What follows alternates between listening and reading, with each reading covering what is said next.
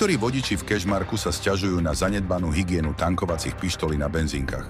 Podľa nich sú často pokryté palivom, čo spôsobuje nepríjemný zápach na rukách aj v aute.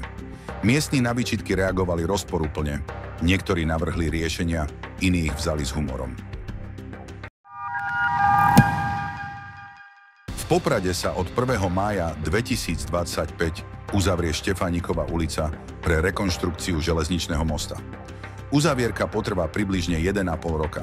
Doprava bude presmerovaná na diaľničný obchvat, pričom úsek D1 medzi Popradom Východ a výjazdom na Tatry bude dočasne bez poplatku. Výstavba Futbal Tatran Arény v Prešove sa blíži k dokončeniu, pričom už v prvej polovici marca má byť hotových 90% prác.